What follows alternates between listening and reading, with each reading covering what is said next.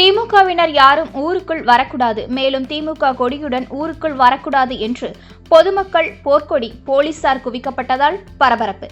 கோவை சுந்தராபுரம், குறிச்சி சுற்றுவட்டார பகுதிகளில் இருந்து வெளியேறும் கழிவுநீர்கள் கோவை போத்தனூர் சாலை திருமறை நகர் வழியாக நஞ்சுட்டாபுரம் கழிவுநீர் ஓடையில் கலந்து வந்தது. இந்த நிலையில் கடந்த சில வருடங்களாக கழிவுநீர் பாதைகளை அடைத்திருக்கும் குப்பைகளையும் கழிவுகளையும் அப்புறப்படுத்தி கழிவுநீர் பாதைகளை பராமரிக்காததால் கழிவுநீர் திருமறை நகர் பகுதியில் கசிவு ஏற்பட்டு அப்பகுதி மக்கள் சிரமப்பட்டு வந்தனர்.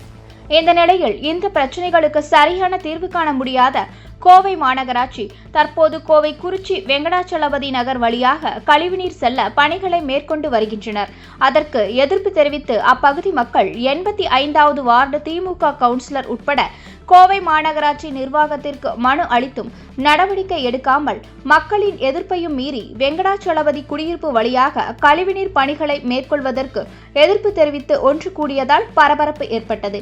மேலும் அதிக அளவில் போலீசார் குவிக்கப்பட்டதால் இந்த பகுதியில் திமுகவினர் யாரும் ஊருக்குள் வாக்கு சேகரிக்க கொடியை பிடித்து வரக்கூடாது என்று எதிர்ப்பு தெரிவித்து வருகின்றனர்.